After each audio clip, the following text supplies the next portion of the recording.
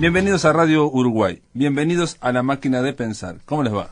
En control de emisiones de La Máquina del día de hoy tenemos a Jorge Pozzi y en la puesta a punto en la producción tenemos al Flaco Germán.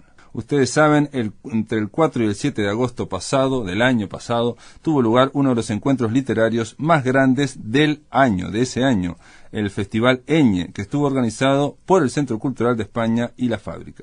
Se trató de un evento que reunió a 130 escritores latinoamericanos, uruguayos y españoles que a lo largo de 4 días realizaron mesas redondas, conferencias y entrevistas en el marco de una gran asistencia de público. Se calcula en más de 5.000 las personas que se acercaron al Centro Cultural y a los otros puntos donde tuvo lugar el Festival Eñe.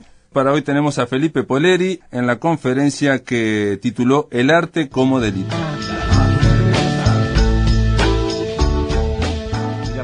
¿Por qué estoy hablando yo, que soy un criminal, que mató a docenas de personas, lesiones graves, lesiones muy graves, que estuve en la cárcel? ¿Por qué yo hablo? Y ustedes, que son todas personas inocentes, escuchan. ¿Por qué no es al revés? Yo pienso que en este mundo escuchamos demasiado. Esta jerarquía de yo estar acá y ustedes ahí, pienso que debería ser al revés. Pero por el otro lado, considero que de alguna manera yo también tengo derecho a hablar. Por lo menos de parte de los que no son justos, de los que no son iluminados. Artaud decía que tenía derecho a hablar porque había sufrido más, porque había sufrido el silencio, la imposibilidad de hablar, la imposibilidad de escribir. Yo también sufrí mucho el silencio. A mí me costó mucho, como le costó a Artaud, sin hacer comparaciones evidentemente, salir de mi silencio, poder algún día escribir. El tema es que ¿quién soy? Porque se da la paradoja de siempre, el escritor nunca está. Lo que ustedes ven es un excelente ciudadano y padre de familia. El escritor está ausente, el escritor no lo vio nadie en realidad. Nunca es visto, ni siquiera yo lo vi. Es como una especie de, dependiendo del personaje, un ser que está dentro y como que estira la mano y me hace a mí escribir. Al que ver ustedes, no, el arte como delito para nada. Yo no soy una persona delictiva. Pero ese es uno. Ese es el que todos conocen y que, insisto, es muy buena persona, soy muy bueno. Pero capaz les puedo acercar un poco a ese otro que escribe y que no está acá. Capaz hablándoles de mi manera de trabajar. Yo utilizo estos cuadernos, por eso les estaba mostrando este cuadernito. Utilizo cuadernos, virome. Después paso a Mac y tengo una máquina rotosita, una máquina de escribir. Paso las cosas ahí, sigo corrigiendo. Para trabajar lo que hago es, en primer lugar, escribo de noche. Escribo de noche porque tengo familia y no tengo una casa grande, y bueno, y las interrupciones. Y escribir para mí es entrar en una especie de estado de trance, ¿no? Yo tengo mis cigarrillos, mi té, y lo que trato de llegar es a una serie de voces que escriben por mí, ¿no? Escribo en cuadernos además porque me parece que escribir es ensuciarse las manos, como pasar a máquina. Nunca me pude adaptar al tema de la computadora. Me resulta completamente eso que desaparece, aparece. Ya de por sí me pone bastante nervioso escribir en un estado de exaltación o de depresión, depende de cómo estén saliendo las cosas, ¿no? Pero de adrenalina, y si arriba tengo una máquina que está cambiando todo, ya me internan, ¿no? Entonces, se trata de dejar por lo menos, si conseguí algo, dejarlo seguro en un cuadernito. Para mí, un artista es como una especie de acumulador de energía. Lo que hace un artista es acumular energía psíquica, para llamarla de alguna manera, para que esa energía en el momento de escribir encienda las palabras, haga que quemen. O sea, yo tengo la intención cuando escribo de que el lector sienta directamente esa energía, que yo fui una especie de medium para que el lector reciba ese choque, si se quiere de alguna manera brutal, ¿no? Pero que no haya intermediación, que no piense. Ahí podríamos entrar al tema de la manipulación, ¿no? Como uno manipula al lector para que desde que empiece hasta que termina esté metido en esa historia que se le está contando. Mis libros son en primera persona, o sea, es alguien que está hablando, y yo tengo la sensación de que lo que hago es agarrarlo del cuello y no soltarlo hasta que termina. Por eso tienen un tamaño de 60, 70 páginas. No puedo mantenerlo más tiempo ni menos tiempo. O sea, quiero contar la historia de un personaje, pero como es un personaje que generalmente no es muy agradable, generalmente son criminales, son delincuentes, son artistas también, pero son criminales y son delincuentes, ahí se organiza una especie de lucha entre el interés, el placer estético que yo supongo que sienten, alegría estética diría Sartre, y lo desagradable del tema, es decir, es una especie de dorar la píldora para que el lector entre en esa historia y trate de alguna manera de salir, ¿no? O sea, es como una especie de agresión de la que el lector trata de salir. Entonces sigue avanzando hasta que sale a la superficie. Esa es una de las posibilidades. La otra es que se haga cómplice mío, ¿no? Que se identifique con ese personaje, porque todos tenemos nuestras zonas oscuras, se identifique con ese personaje y viva esas transgresiones, digamos, como propias. Todos queremos, todos estamos cansados de ser buenas personas las 24 horas al día, ¿no? Entonces, esa es la otra posibilidad, y ahí ya sí es una posibilidad más cierta de disfrute, donde yo quiero que el lector disfrute, la pase bien, se ría. Yo tengo lectores que me han dicho, me mato de risa o sea, como que hacen esa catarsis, en lugar de ponerse frente de oponerse, simplemente se abren, o sea, hay una apertura, y hacen y me acompañan, digamos, ese sería el lector ideal, ¿no? Ahora, ¿de dónde salen esos personajes esos criminales? Nacen de eso, ¿no? Todos tenemos voces negadas adentro, ¿no? Voces que acallamos, que reprimimos. Algunas son positivas, algunas nos hablan del bien que podríamos hacer, son halagüeñas, nos dicen que de alguna manera estamos viviendo por debajo de nosotros mismos y que con un pequeño esfuerzo seríamos mucho mejores, ¿no? Que no hacemos generalmente, ¿no? Pero nos dicen, bueno, sé más solidario, sé mejor tipo. Son voces halagadoras, les hagamos caso o no. Y después están las voces negativas, ¿no? Todas esas voces que de alguna manera nos hablan de las cosas que nos molestan, que nos enfurecen, que nos hieren, que consideramos injustas. Y bueno, y mi trabajo es, o por lo menos tal como yo lo entiendo, es que esas voces negativas hablen, dejarlas hablar. Por eso hablaba de una especie de estado de trance, donde la represión, la inhibición, todas esas cosas que todos tenemos, de alguna manera se atenúe para poder dejar que esas voces que quieren ser escuchadas puedan escribir, puedan trabajar. Yo pienso que gracias a eso, a esa labor terapéutica, digamos, que tiene para mí la literatura, y que para mí tiene toda la literatura. Cuando la gente dice, no, yo no escribo por terapia, todos escribimos por terapia. Todos de alguna manera necesitamos, por A o por B, pero necesitamos, si no, no escribiríamos. Porque ¿qué se consigue escribiendo? Fracaso, nada. Yo viví la mayor parte de mi vida, de ahora estoy aquí en el Centro Cultural de España, muy agradecido, pero viví toda mi vida en el fracaso, escribiendo. Yo empecé a escribir desde muy chico. Quise convertirme en escritor a los 12, 13 años.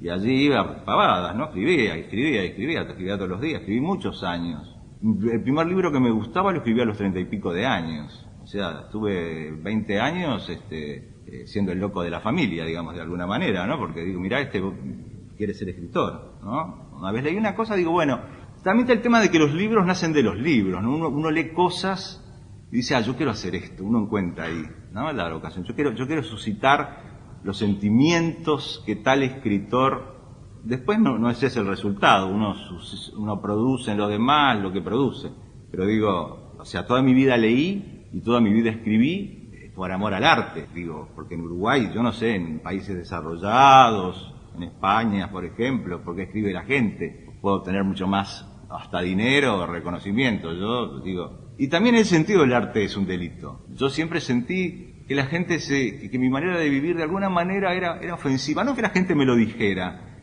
pero mira este tarado que se dedica, mientras yo me estoy matando, no la gente que labura para vivir, para ganar unos mangos y mantener a la familia, sino los del auto y la casa en Punta del Este, ¿no? Yo me rompo todo, ¿no?, para obtener todos esos bienes materiales, y él los desprecia. Está todo el día encerrado, escribiendo esas boludeces en su casa, como que siempre sentí que, digo, a mí me parece bárbaro que un tipo se compre el auto de la casa en Punta del Este y se viaje todos los años, que es fantástico. Digo, yo opté por otra cosa, ¿no? Van gustos, ¿no? Y yo nunca me sentí ofendido por eso, pero sentí sí que la gente sentía como que yo de alguna manera los ofendía. ¿Por qué no desea? ¿Por qué solo desea escribir? ¿Por qué no desea todas las cosas materiales que se pueden conseguir? No es bobo. Podría conseguirse un laburo y ganar plata y tener una vida mucho más agradable de la que tiene. Es que para mí mi vida fue muy agradable porque escribí. Como la vida del otro es agradable porque se compró la casa en Punta del Este. No son opciones, pero yo siento que los demás no lo ven como una opción. Es como algo que está mal escribir. Es una estupidez. Y además no tiene sentido, ¿no? Siempre olfateé esa especie de ofensa, digamos, ¿no? Entonces les estaba hablando del aspecto terapéutico, ¿no? Yo pude tener, gracias a la literatura, una vida completa, es decir, ser en la vida diurna una persona, imagino yo, una buena persona, y por el otro lado todas esas voces también las pude vivir, tenían que vivir en algún lado, si no, capaz me hubiera enfermado. Yo necesitaba, de hecho, me enfermaron muchas veces, el silencio, como decía Artaud, ¿no? A sufrir el silencio. Entonces, esos personajes, que ya dije son artistas, algunos son escritores, otros son pintores, otros varía, o sea, tienen esa necesidad, o sea, no cumplen ninguna función como para mí. No cumple ninguna función social, no hay, simplemente escriben porque escriben y pintan porque pintan como yo escribo porque escribo, tengo la necesidad. ¿Qué esperaría? ¿Qué podría esperar? Una persona abre un libro mío y lo disfruta, pero no espero mejorarlo ni edificarlo, no es mi trabajo mejorar a las personas. Eso lo hago como ciudadano, como amigo, como padre, como ciudadano. Voto, no voto, yo qué sé, intervengo, opino, muy poco realmente, pues estoy en otra, pero no lo hago como escritor, digo, mi trabajo no es hacer el bien público, para eso hay otros momentos y otras instituciones y otras situaciones, no la de escribir. Yo lo que tengo que ser es en la medida de lo posible, sincero, mentir para decir la verdad de alguna manera. Eso es lo que yo considero que es mi función. No de ninguna manera edificar, porque pienso además que la gente que se dedica a eso corre grandes riesgos, ¿no? En el sentido de que los justos, ¿no? Los iluminados, los que tienen la justa, los que saben cómo son yo no sé cómo son las cosas. Yo lo que doy es un universo que para mí es el real. Que puede ser, sí, muy violento, muy triste, muy pobre, muy mísero, con gente llena de problemas, de traumas, que lucha con sus traumas, con sus inhibiciones, con sus limitaciones, pero no cometo el pecado de decirle a la gente qué está bien y qué está mal, o sea, que el lector elija. O sea, yo pienso que mis libros tienen una gran complejidad moral, no es que mis personajes sean buenos o malos, bueno, por ahí hacen cosas malas, pero las hacen en un mundo ficticio, y los mundos ficticios están hechos para eso, para que probemos cosas que no podemos ni queremos probar en el mundo real, alternativas. Esa es una de las funciones, más en sociedades altamente regimentadas como las actuales, donde nos dicen qué debemos comer, cómo debemos vestirnos, qué debemos hacer con nuestro tiempo libre, debemos fumar, no debemos fumar, ¿no? O sea, hay millones de reglas infinitas que se nos imponen en forma directa o indirecta. La literatura es ese campo de experimentación, donde en lo ficticio podemos atravesar los límites, ¿no? Y es esa complejidad moral lo que, si se quiere, me interesa, que el lector diga, no, pero este tipo acá tiene razón, y esto no, acá no sé, yo tampoco lo sé, y si lo supiera no lo escribiría. O sea, yo me siento a escribir con la página en blanco, pero a la espera de que esos personajes indeseables me hablen, Idealmente, digamos, mis libros deberían ser prohibidos, deberían ser delitos. Es lo que pensaba Genet, ¿no? John Genet, ustedes lo deben haber leído, pasó muchos años, era ladrón, pasó muchos años en la cárcel, ¿no? Y ahí empezó a escribir y se convirtió en uno de los mejores escritores del siglo XX, uno de esos milagros inexplicables, ¿no? O sea, como belleza formal, como placer estético, leer a Genet, aunque las cosas que escribe son terribles, habla de cárceles todo el tiempo, ¿no? Las cárceles invierte, una cárcel no es una cárcel, sino que es una especie de castillo, donde todo el servicio penitenciario está al servicio de los presos, que son como reyes, ¿no? Constantemente está haciendo esas inversiones, o sea, está jugando con nosotros para que nuestro juicio esté constantemente en peligro. No solo lo pone en peligro, lo destruye, ¿no? Y esa complejidad moral es la que en última instancia me interesa, porque si no yo escribiría una receta, mire, ustedes tienen que ser buenos con sus amigos, buenos con sus padres, buenos con sus hijos, buenos con esto, y en última instancia es lo que les digo, y es lo que trato de ser, pero las cosas no son tan fáciles, ¿no? Las cosas son mucho más complicadas que eso. Y yo quiero que el lector sienta eso, ¿no? Sienta esa complejidad. Porque mis personajes no piensan mucho, no me interesa a mí lo que piensan, no me interesa mucho lo que pienso yo, me interesa lo que siento. Y mis personajes lo que tienen es que saben claramente lo que sienten, tienen ese don, saben claramente qué los fastidia, qué los molesta, ¿no? Qué los hiere, qué los hace sufrir, qué los hizo sufrir. ¿Y por qué están furiosos? No voy a deslindar mis responsabilidades. Esos personajes de alguna manera responden a vivencias, no literales, pero sí a vivencias propias, ¿no? O sea, tengo una solidaridad con esos personajes. Los quiero mucho, para mí son mis hijos. Esos personajes que a los demás les pueden parecer monstruosos, para mí son adorables. Los quiero mucho. Saben lo que sienten y lo dicen. Eso me parece sumamente importante, porque yo no creo mucho en lo que pensamos. Los años me han enseñado que pensar sobre la sociedad, que lo hago como cualquier ciudadano, y eso pienso mucho, pero en última instancia es saber qué sentimos realmente. Por ejemplo, qué sentimos frente a los pobres. No que pensamos que no deberían ser pobres, sino que sentimos realmente, por ejemplo. ¿O qué sentimos frente a una situación de humillación? ¿Qué sentimos realmente? ¿Qué nos produce? ¿Qué heridas, a veces incurables, nos puede producir eso? Eso mis personajes lo saben. Y reaccionan, a veces en forma completamente desproporcionada, pero bueno, estamos en la ficción. Y yo de alguna manera también me hago solidario de esa descarga, digamos, ¿no? Después, por el otro lado, lo que les decía del pensamiento, ¿no? Yo aprendí a escribir, leyendo, ¿no? No leyendo a Lacan, sino leyendo a Dostoyevsky, no leyendo a Deleuze, a Artés y a Derrida, que no sé, que escribieron toda la más pálida idea, no sé, nunca leí nada, ni a Esteban ni a ninguno de esos. Pero sí leí mucho, leí a los escritores, porque para mí los que enseñan son los escritores, ¿no? Que enseñan el negocio, digamos. O sea, yo agarro un libro y pienso, a ver cómo se las apañó, a ver si empleó algo que yo no conozco. Y me pasa muy seguido que agarro un libro, no, entonces, ¿cómo armó la tiendita? Ya lo leí 500 veces antes. Quiero leer a alguien que arme la tiendita de una manera distinta. O sea, llega un momento y yo trato de armarla en forma distinta, ¿no? Que no sea la vieja tiendita, cuando empiezan, que estaban en un campo, yo qué sé, ya digo, no, esto no tiene la urgencia de contar. Si no hay esa urgencia, no vale la pena escribir y no vale la pena leer.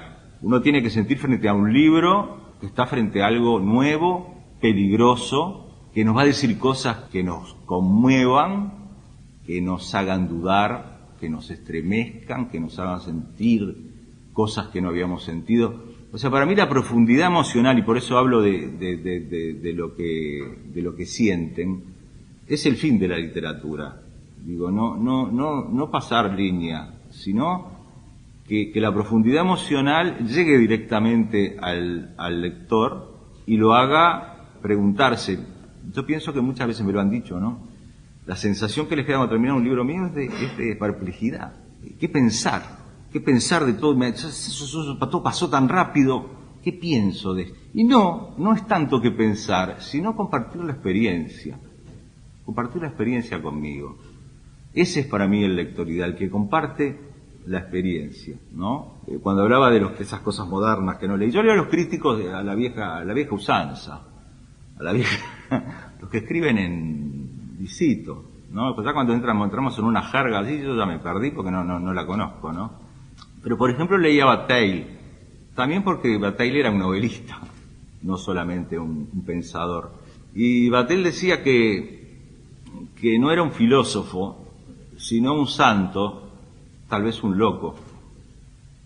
Yo filósofo, la verdad que la filosofía me confunde. Santo, de ninguna manera, pero sí, tal vez un loco. Muchas gracias. En el aire de Radio Uruguay, La Máquina de Pensar.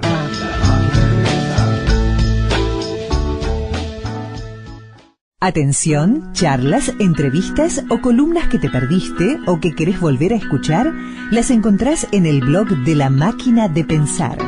Ingresá a piensamáquina.blogspot.com y bienvenido al corazón de las palabras. Ahora vamos a escuchar otra conferencia, la de Francisco Tomsic, que se trató sobre la obra poética de Julio Inverso. Buenas tardes a todos, muchas gracias por venir. Querida Desdémona, te escribo para despedirme. Ya no nos veremos. Ya no veré a tu esposo, que es un amigo a quien admiro y respeto. Y por eso no puedo ni soñar en volver a verte. Mi amor por ti es verdadero, pero el destino no quiso que nos encontráramos en esta vida. Cierro los ojos y apareces en la oscuridad, abriendo una puerta. Conocerte a ti y a tu esposo fue una experiencia increíble. Nunca olvidaré los momentos cordiales que pasamos en tu casa, las palabras de tu esposo, tu dulce manera de ser mujer. Todo fue como un sueño. En secreto siempre admiré el amor de ustedes dos y me alimenté de él. Un vampiro espiritual, un espía. Yo necesitaba ver un amor así de fantástico. Ustedes me fascinaron como la magia seduce a un niño. Siempre he pensado que hay seres humanos que son como cebollas de seda, que tras una capa y otra, en el centro, hay un diamante cuyo fulgor jamás se eclipsa. Acuden a mí los perfumes de tu casa, el fuego en el hogar dibujando bailarinas en las brasas. Mi paladar se inunda de exquisitos sabores, un espasmo recorre mi piel. Tuviste para mí una mirada de deseo, pero ¿qué puedo brindarte yo? Soy pobre. Tengo que obligarme a pensar que todo esto no ocurrió en el férreo mundo de los hechos, que no fueron más que figuraciones mías. Gracias por todo, el poeta. Ese texto que no tiene título, es el fragmento 7 de un libro de Julio Inverso, editado en el año 2008 por Vinten Editor. Y así termina Animal Doctrina, que es una novela, prosa poética, pero esencialmente una novela, sobre la cual va a girar todo lo que diga hoy. Porque si bien esto es una conferencia, quiero que sea más importante la lectura del final. Y todo lo que diga sobre la obra de Julio Inverso, que tal vez ustedes no conocen demasiado, va a girar en torno a eso. Quiero tratar algunos temas generales. Mi acercamiento a Julio Inverso ha redundado en una serie de artículos que he publicado en algunos medios de prensa, y en torno a algunos puntos de esos artículos que he tratado con anterioridad voy a hablar. Pero también voy a traer a colación un artículo que una enciclopedia norteamericana me encargó hace poco. Me escribieron pidiéndome un artículo sobre Uruguay Poetry of 1000 palabras. Una de las cosas que pensé cuando recibí ese encargo fue comparar la cantidad de palabras que seguramente tenga el artículo England Poetry of, y pensando en los 14 o 15 poetas, tal vez, que una historia tan breve y tan sobrevalorada en Uruguay, de la poesía uruguaya, debería señalar. Entonces, en un fragmento de ese artículo, digo que la dictadura militar, 1973-1985, favoreció el silencio y el exilio para los poetas. Y de ese modo la poesía, el ejercicio de la poesía, surgió de los márgenes de la contracultura, en tanto fervorosamente opuesta a los valores de la cultura del establishment, como en el caso del Grupo 1, el grupo nucleado en torno a Ediciones de Uno, y también en una manera simbólica, en symbolic way, como está expresada en la breve e intensa obra de Julio Inverso, 1963-1999. Dos cosas. Uno, lo que es la obra. Esto es introducción para los que no conocen a Julio Inverso. Julio Inverso publicó varios libros de poesía, la mayoría de ellos premiados en diversos concursos nacionales en su momento, o sea que no era un poeta desconocido para los poetas ni para el mundo de la poesía. Generalmente su obra se caracteriza por el verso libre, y hay dos aspectos fundamentales de su poesía que me gusta destacar, que son el uso del conjuro y la frecuencia del catálogo. En tanto, el conjuro es una práctica que proviene de las ondas, de las ondas profundidades del lenguaje y de la función de la poesía en las culturas primitivas, y el catálogo también en cierto modo es lo que más caracteriza la poesía del siglo XX, signada por la sombra de Whitman. El tú en la obra de Julio Inverso es más importante que el yo, es una obra extremadamente interpelante, y por eso son tan importantes las cartas que aparecen en diversas partes de su obra, como la carta que les leí al principio. El epistolario de amor de Julio Inverso es variado, interesante, es una de las partes de su obra más expresiva, fuerte. Y entre sus temas centrales, digamos que están aquellos que, como se decía de Dylan Thomas, son los únicos temas que trata siempre la poesía, que son el amor, la muerte, la locura, el poeta como figura y la poesía. Es una obra asignada por el exceso, y para invocar a un poeta que Julio Inverso recordaría especialmente, se podría decir que es una especie de aplicación de esa frase de William Blake que dice: el camino del exceso lleva al palacio de la sabiduría. Eso sobre la poesía. Ahora, yo hablé con Luis Bravo, que va a ser el que va a estar el viernes con ustedes, hablando también de Julio Inverso, y que está dirigiendo una reedición de la obra de él. Esencialmente, Luis Bravo va a tratar sobre la poesía, y a mí me interesa especialmente en este caso la prosa. Es importante el aspecto de la prosa porque Julio Inverso y Marosa de Giorgio son, en cierto modo, y en la línea de lo que les decía sobre ese artículo del diccionario, lo que escribí para el diccionario, dos autores que en cierto modo son determinantes para la cultura poética uruguaya en el incilio. Sabemos que muchos poetas se fueron y trabajaron en el exilio, y dentro de lo que fue el incilio son importantísimas las figuras de Marosa, de Giorgio y de Julio Inverso. Ambos son especialistas en el poema en prosa. Una cita de un artículo que publica en Brecha del año pasado. Marosa y Giorgio Inverso son dos de los más importantes cultores del género poema en prosa en la poesía uruguaya. Capaz que algunos recuerden la frase de Adorno que dice que el poema en prosa y el fragmento son dos de los géneros literarios específicos de la modernidad, ¿no? Conocen los secretos de la síntesis, Marosa e Inverso. Conocen los secretos de la síntesis y la enumeración, de la identificación y la epifanía.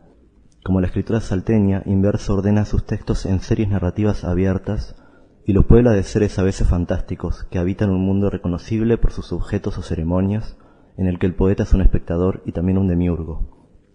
Vuelvo al artículo del diccionario. Eso es la breve e intensa obra de Julio Inverso, una pequeña introducción para ustedes. Decía ahí también que, en cierto modo, esa fuerza de la contracultura en los oscuros años de la dictadura, que son los años también en que Julio Inverso desarrolla el centro nuclear de su obra, de algún modo es expresada in a symbolic way en la obra de Inverso. Entonces yo listaría algunas cosas en las que pienso en términos simbólicos. Julio Inverso habla mucho de algo que él llama la libertad de la sangre. Hay en varias de sus obras una presencia oscura que es ajena y que a veces aparece como el mundo, pero también es ¿cómo se dice cuando algo está sobre nosotros y nos oprime? Una opresión, una fuerza opresiva. Y es importante, y recuerden estas cosas en relación al texto que voy a leer después. Y también es importante el uso, el manejo de la escritura del miedo. También hay constantes acercamientos a a la rebeldía contra la autoridad, que se desarrolla de diversas maneras, un malditismo expreso y un goticismo expreso. Eso hace que en cierto modo la obra de Inverso tenga un potencial popular, por decirlo así. Si ustedes buscan en la internet van a encontrar que la mayoría de las cosas que andan por ahí en los blogs sobre Julio Inverso son acerca del goticismo, o sea, tiene una lectura obvia gótica. Eso tiene que ver con ciertas referencias y fidelidades que Julio Inverso tiene a lo largo de toda su vida y su obra. Fidelidades que yo llamaría, y hablo de Blake también, ¿no?, como los locos suicidados. Julio Inverso habla en algún momento de los locos suicidados, entre los cuales habla de Van Gogh y d'Artaud. En ese sentido, la modernidad, como se refleja en la obra de Julio Inverso, es una enfermedad y el progreso una catástrofe, el mundo una locura. Para explicar eso, capaz que habría que leer un pequeño poema que dice: una vez me preguntaste qué era la locura y te dije, tomando la curva en el Fiat, son las luces de la Rambla, la botella de whisky, mientras esos niños se mueren de hambre.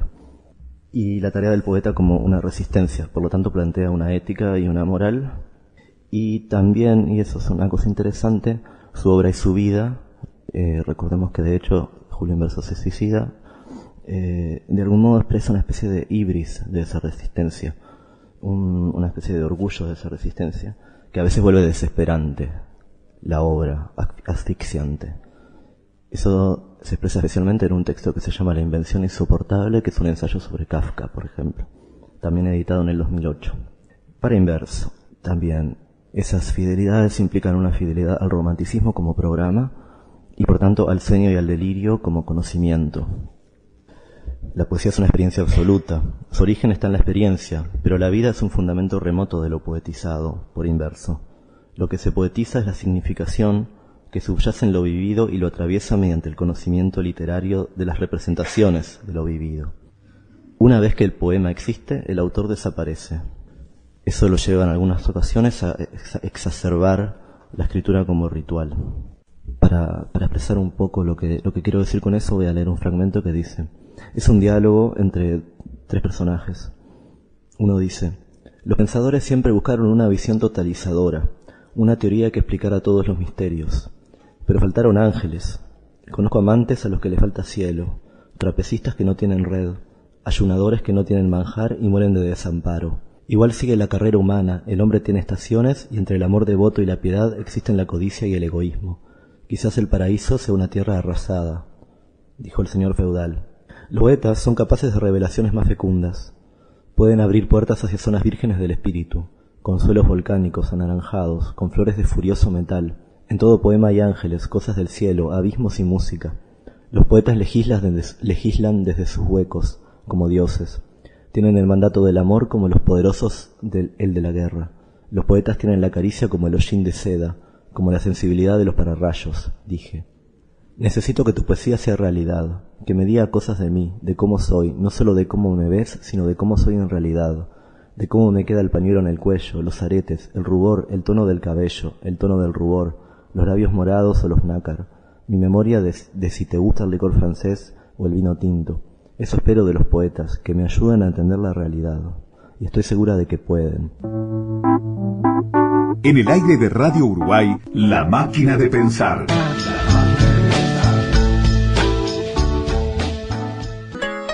Continuamos escuchando la segunda parte de la conferencia de Francisco Tomsich sobre la obra poética de Julio Inverso. Animal Doctrina es una de las obras literarias que en un mayor impulso realista representa el exacerbado Uruguay de los 80s. Para ello utiliza una serie de recursos literarios. Generalmente lo pienso ahora como cooptación de estilos: el grotesco, el absurdo, el diálogo surrealista, el decadentismo y el simbolismo, especialmente, como corpus expresivos, estilísticos, que Inverso utiliza en diferentes momentos de la obra. La conjunción de todos ellos es una suerte de summa brevis de las posibilidades de representación de la realidad que Inverso pretende explorar. La obra, que es la obra que estoy, leyendo y defendiendo hoy, que es mi obra favorita del autor, cuenta la historia de un poeta que está sin inspiración y recorre diferentes ámbitos de la ciudad, se encuentra con diferentes personas, amigos, visita personas, va a ciclos literarios, todo eso relatado con una ironía muy característica, y luego en una instancia bisagra conoce a una persona, a un personaje que él llama el señor feudal, que está hecho con retazos de literatura simbolista, y a su mujer Desdémona, a quien le escribe la carta que leí al principio. Y lo que voy a leer de la obra, el fragmento que me parece central, está en ese momento. Tiene dos partes. La primera se titula Destellos de una vida ordinaria, y es interesante lo de vida ordinaria pensando en el aspecto autobiográfico que menté recién, y también el hecho de que generalmente percibimos como destellos de la vida aquello que leemos como destino. En este caso el protagonista es un poeta, y sobre su función de poeta va a centrarse la acción. El señor feudal, que es la segunda parte del libro, en cierto modo representa la sublimación de la primera parte. La mirada aislada, enajenada del poeta, su anacronismo, su existencia ajena y su esencial pobreza. Espero que disfruten la lectura. Mis padres me dijeron que teníamos que hablar de un tema serio. Nos sentamos en el sillón grande del living, mi madre, mi padre y yo. Bueno, hijo, entonó mi padre con voz teatral. Van a demoler la casa de al lado para construir un edificio y resulta que la pared lindera que tenemos es antirreglamentaria. Tiene un espesor de 15 centímetros. Cuando empiece la demolición vamos a tener la obra acá, dentro de casa. Los obreros van a ver a tu madre en ropa interior y yo no quiero eso. Yo tampoco quiero que los obreros vean a mamá en ropa interior. No me interrumpas. Te sigo explicando porque vos no entendés nada. Esa pared sostiene el techo de la casa, que es de bovedilla. De modo que también corremos peligro de un derrumbe. ¿Tu castigada neurona es capaz de medir ese peligro? Déjame pensar un momento. Bueno, sí, claro, obvio. Si el reboque empieza a caérsenos en la cabeza sería un embole terrible. La empresa que va a construir nos propone que nos mudemos para no tener que vivir este infierno que durará 2 años. Yo no quería mudarme, dijo mi madre. ¿Vos sabés el trabajo que llevarse todo lo que hay en una casa? Espantoso, pero no hay más remedio. No quiero que los obreros me vean en ropa interior. Bueno, empalmó mi padre. Ahora va a venir el ingeniero de la empresa, Anicio Montañoso, y vamos a establecer las bases del contrato, con la mediación de un abogado. Pero esto es muy irregular, protesté. Tendríamos que exigir a la dichosa empresa que nos hiciera una indemnización. No podemos, sentenció mi padre. Sonó el timbre. Era el ingeniero Anicio Montañoso y el abogado, de cuyo nombre no quiero acordarme. El ingeniero explicó todo ante nosotros. Yo no podía parar de mirarle el enorme grano que lucía en la pelada. Yo no soy un filántropo, dijo. Soy un comerciante y no quiero tener enemigos. Si ustedes se quedan en esta casa, van a tener la obra aquí, los obreros van a ver a la señora en ropa interior. Eso hay que evitarlo. Yo tampoco quiero que los obreros vean a mamá en ropa interior. Se hablaron muchas cosas, el contrato se estableció, se firmó, se saludó, se fueron.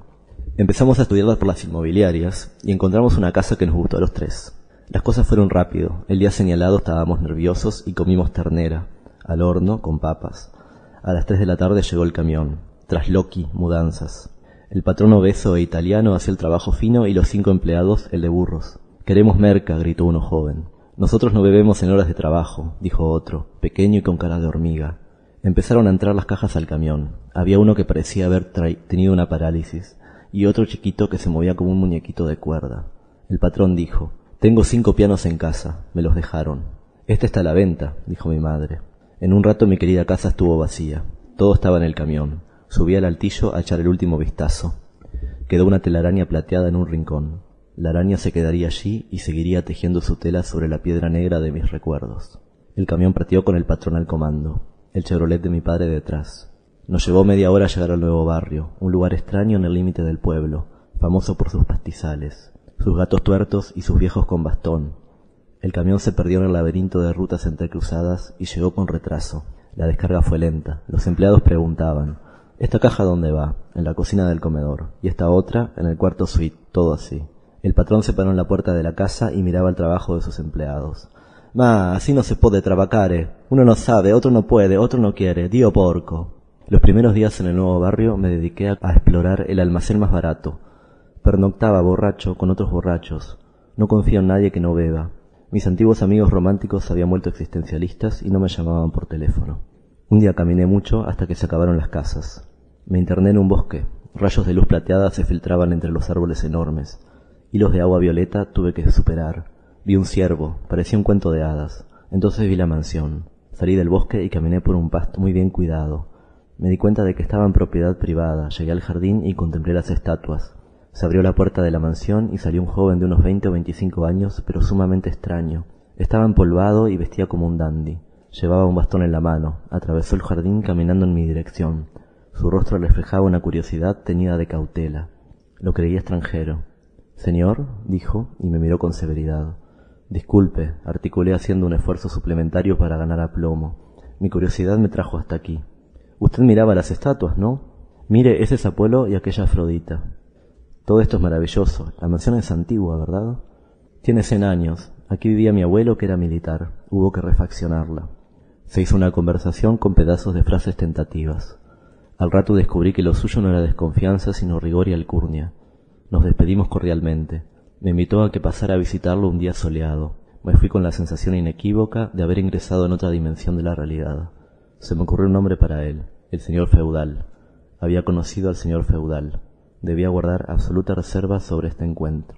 Siempre pensé que yo era uno de esos insurrectos errantes de los que hablaba Mao, y que, amante del lujo y de la comodidad, buscaba los lugares donde poder comer y beber a gusto. Pensé en el señor feudal, pero no me lo figuré de mi condición, sino todo lo contrario. Frugal, medido, austero. En la conversación que habíamos tenido adiviné una cultura telegráfica y ráfagas de poesía. Había tejido en mi cabeza 1000 fantasías sobre él y lo que sería nuestro próximo encuentro. En mi cuaderno de descubrimientos había escrito mis impresiones primarias sobre él. En mi cuaderno amarillo, el de los miedos, había escrito lo que sigue. Tengo miedo que me pique una chinche. Le tengo miedo a las onomatopeyas, a los astrolabios persas y a la psicología infantil.